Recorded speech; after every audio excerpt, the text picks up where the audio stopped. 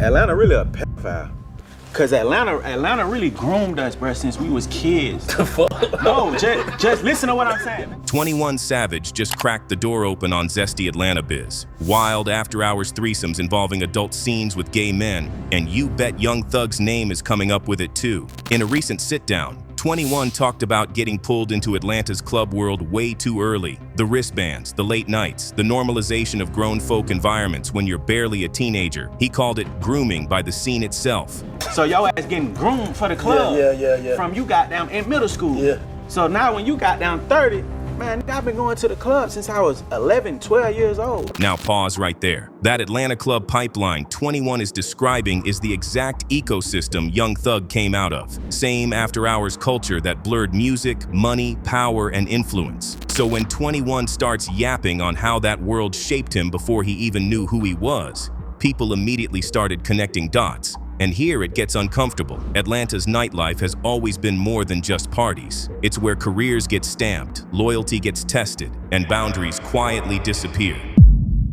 Just listen to Bow Wow stutter when he tries to explain it. I got around 18, 19, the nightlife hit. Yeah. When the nightlife hit, and I was able to go out and enjoy Atlanta, and enjoy these beautiful places, and these places that we enjoy so much, it changed. And once you understand that, the rumors tied to Thug, the whispers about initiation, and the stories about wild after-hours behavior stop sounding random. Because for years, people have been side-eyeing Thug about threesomes, especially ones involving dudes. And every time it comes up, Thug shuts it down fast. He's gone on record multiple times saying he's straight, saying he's not into men, and flat out saying he's not doing no threesomes with another guy involved. Like, he doesn't dance around it. He over-denies it, and that's exactly what people catch up on. Now here's the funny part. Thug has talked about threesomes, just not the way people twist it. Whenever he brings it up, it's always hypothetical, like explaining his man code. He said he doesn't have an issue with gay people at all, but what he doesn't rock with is feeling played. In his words, if he was ever in a situation and later found out a dude was gay, that'd feel like deception to him. If people think that I'm gay, they already misjudged. Mm-hmm. I'm the straightest man in the world. Man, I hate guys. Like, what? Yeah. What are you talking about? I'm not even having no threesome with no. Like, no, that's gay. You heard him. He's not confessing to anything. He's explaining boundaries. But in Atlanta, boundaries don't stop rumors. If you're Young Thug, why would you even bring up threesomes with men? We all know what wild ATL parties look like. He could have just kept his mouth shut, not to mention Thug's fashion choices and a whole lot of people talking. When someone keeps having to say, nah, not me, in a city famous for after-hours chaos, you start to wonder what made the question come up in the first place. Now, let's slow this down and deal with what 21 actually said in that interview, because this is where people get that Young Thug in threesomes energy. In his sit-down on Perspectives with Bank, tied to what happened to the streets, 21 wasn't pointing fingers or naming villains. He was painting a picture, and the word that set everything off was groomed.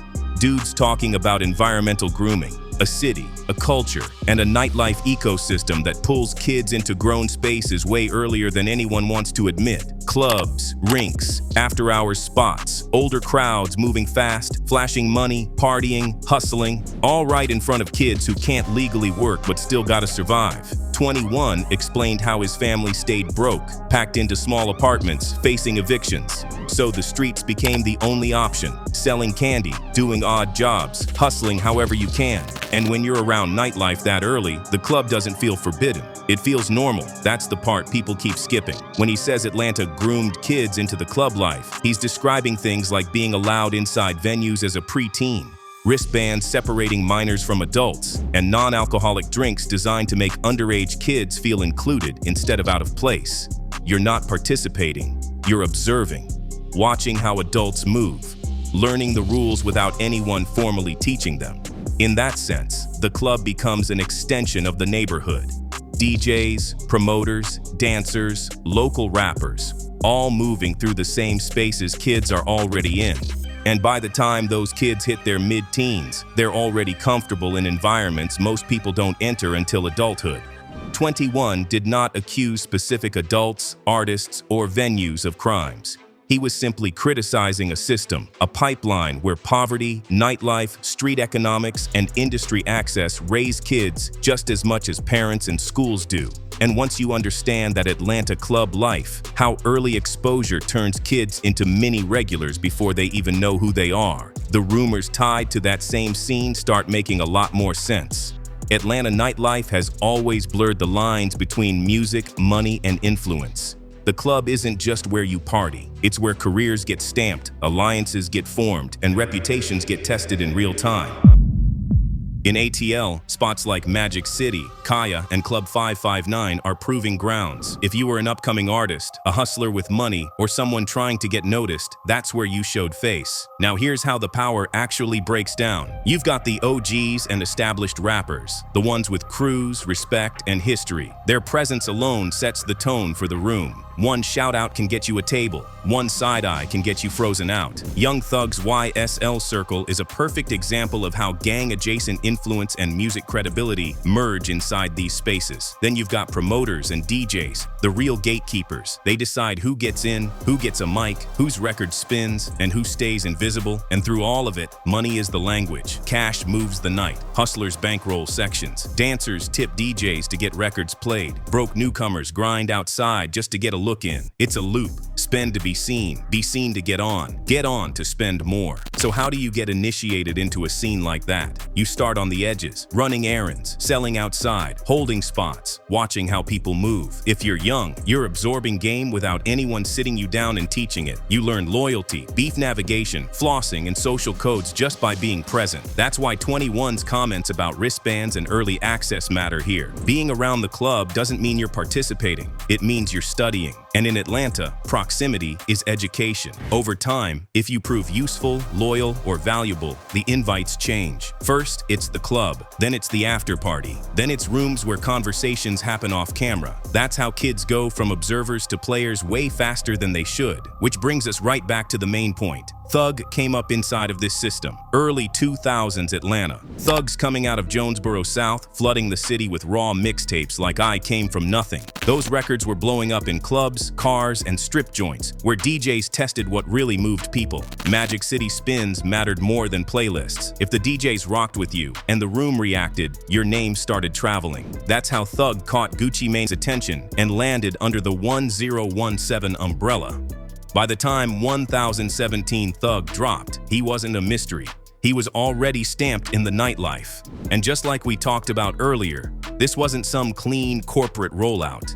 It was grinding parties, showing face, navigating street politics, and surviving in real time. Zone 6 energy. Hustlers, rappers, dancers, promoters, everybody crossing paths in the same rooms night after night. Thug didn't skip the process. He earned credibility by being present, pulling up, performing wherever they let him touch a mic, letting the city decide in real time whether he was next or not. And once he started landing features, like popping up on T.I. records, the clubs amplified it even louder. This is where the parallel to 21 Savage matters. Both came up in a city where nightlife isn't optional. It's the proving ground, where access equals opportunity, where being seen is as important as being heard. And when you grow inside a scene like that, the club doesn't just shape your sound, it shapes your image. Which brings us to the next layer, Thug's look, which always made people talk. If you've been outside, you already know the moment. 2016, Jeffrey drops, and the cover hits like a jump scare for hip-hop purists. Thug sitting on flowers in a full dress. From that point on, the internet never let it go. Painted nails, skin-tight jeans that most dudes wouldn't even try on, crop tops, sheer fabrics, runway looks. Thug wasn't dipping his toe into fashion, he cannonballed into it. And every time a new photo or clip surfaced, the same question popped back up.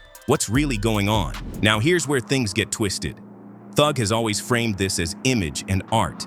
He said straight up that clothes don't have gender, that he wears what fits his body, what makes him feel like a rock star. He's called the Jeffrey look samurai inspired, but hip-hop audiences didn't all see it that way. Outside Atlanta, a lot of fans treated the dress like evidence. Screenshots turned into memes, fashion moments turned into jokes. The visuals mattered more than the explanations. People around the scene saw it as Thug being Thug, an eccentric dude who can and will push buttons on purpose. In a city where style has always been part of status, his fashion wasn't read as shocking. It was read as dominance. But here's the thing. The clothes weren't the only reason the rumors stuck.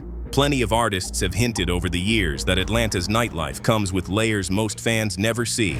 Hip-hop has always had rumors attached to sexuality, threesomes, and wild after-hours behavior, especially when artists get big enough that people stop seeing them as regular humans and start seeing them as myths. Take ASAP Rocky. Years back, blogs and forums went crazy over alleged group sex stories tied to fashion parties and European after-hours scenes. No receipts ever landed, but the rumors stuck because Rocky lived in high-fashion spaces where boundaries already looked different to hip-hop audiences. Lil Wayne caught similar whispers during his peak, with old tour stories and studio myths floating around about no-rules lifestyles. Again, nothing confirmed, just legend building that comes with being untouchable at your height. Kanye West has dealt with speculation for years too, not specifically threesomes, but sexual behavior narratives tied to power, control, and shock value. The point isn't what's true, it's how quickly fans turn ambiguity into certainty. Then there's Lil Uzi Vert, who openly played with gender expression and pronouns. Every fashion moment or lyric got flipped into sexuality rumors, even when Uzi was being direct about it being self-expression,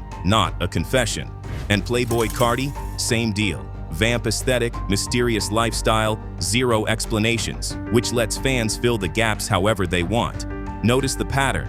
The more an artist bends norms, stays outside, or moves in elite nightlife spaces, the faster rumors form. Not because people know something, but because hip-hop culture still struggles with separating expression from assumption. And it always circles back to ATL. Atlanta is a hub. Music, money, street politics, fashion, nightlife, all overlapping in one city. When everything funnels through the same clubs and studios, the culture compounds. Stories travel fast, myths grow legs, and certain narratives stick to certain cities. So when rumors pop up, people don't ask if, they ask who. Which leads to the real question, is this about sexuality or power? Here's where the conversation usually gets messy. Too often, hip-hop fans mix up queerness with scandal, like those two things automatically mean the same thing, but they don't.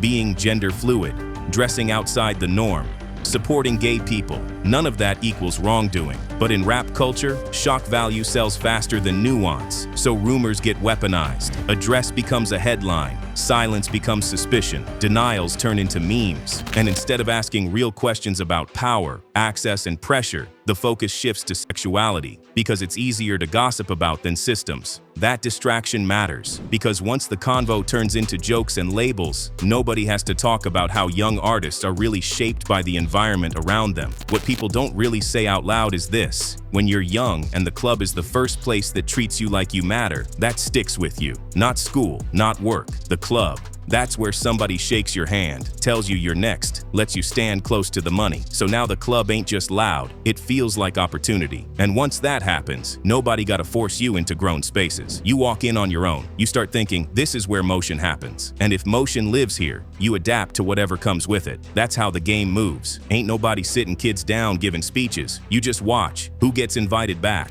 Who gets iced out? Who keeps asking questions and suddenly stops getting calls? You learn quick what's cool and what's gonna slow you down. And let's be real, the industry loves people who don't make waves. If you blend in, keep it quiet, don't act shocked, you last longer. If you hesitate or look uncomfortable, now you not ready yet. So folks grow up fast because growing up slow costs you access. That's the part 21 was really hinting at. Not some wild story, but how being around grown energy too early makes you move grown before you're ready. And ATL ain't the only place like that. It's just the place that don't really pretend otherwise, which is why the same stories keep circling back every generation. Online, the reactions are split down the middle.